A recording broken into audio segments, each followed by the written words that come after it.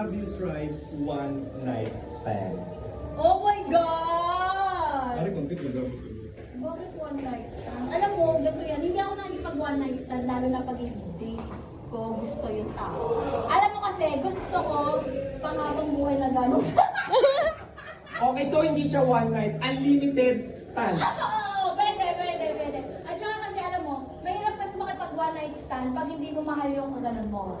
True yan, di ba? Kasi yung intense, saka yung, yung parang, yung feelings yung dalawa, parang, pang ganun lang. Unlike pag pareho yung gusto yung isa't isa. May impact. Yes. May chemistry. Ikaw na lang kaya sumagot ng gusto mo. Ikaw naman, sorry naman kasi. Sorry naman. Wala na, natin show na ako Ako ang ano. True. Oh, eto na. Ano yun? Akala ko ba isa lang? Bakit naging... Alam mo na, syempre, kailangan naibigan sa bawat. Eto na. Mari, kasi di ba, hindi ka pa nakaka-try ng cost. Gusto mo unlimited.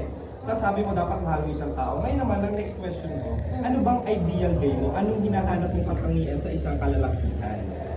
Karakter muna tayo sa panlabas na anyo.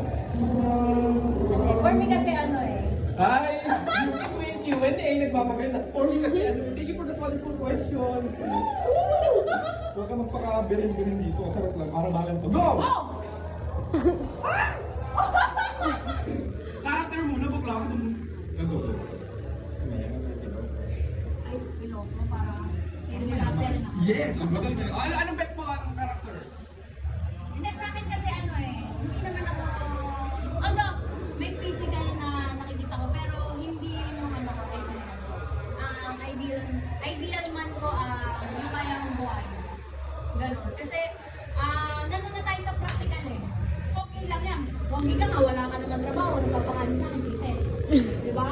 O alam, puro subuan na lang tayo, kainan. Wala na tayong kakainin araw-araw, puro yun na lang, diba? Siyempre, nandun na ako sa, okay, okay ka, na yun. Pero, ang pinaka-point ko dito, yung kaya kang buhay, mag-isang tao. So, hindi ako namimili na kung pangit ka o whatever. Siyempre, konting itsura kasi dinidepende ko rin sa, sa face ko. Siyempre, pag nasa event ako, may pangit na kasama ko, di ko tsakera yan. Di ba? Pero siyempre, kung meron konting itsura, tapos mamera, gusto rin yun. Tapos malaki. Hoy! Ano pa na kayo ang hinaharap? Oo. Ang puso. Ang puso. Next question. Ang daming question, bakla, mga tento. Maganda to. Kunyari, di ba, sabi mo nga, kailangan sa lalaki, kaya buhayin, pakainin. For example, nanganap mo na yung gusto mong lalaki at makakasama mo sa panghabang buhay. Kaso may consequence. Gusto mo malaman yung consequence? Ano yan? Kunyari, siya na talaga. Nag-propose na sa'yo, engaged na kayo, bigyan ka ng wedding ring. May pamilya na kayo, nagkaanak na kayo. Kumbaga siya na nga for the lifetime at financial stable. Kung alam mo ba yung meaning ng financial stable? Financially stable. Gusto mo Tagalogin ko? Okay, go! Financially stable. Financial stable. Table na mesa yung gago. Pero nang ilang mesa. Yung consequence yung gusto mo malaman na. Tinuturuan mo pa ako naman ng English, putang. Pero yung totoo, tatama yung English niya, pagperang lang nila.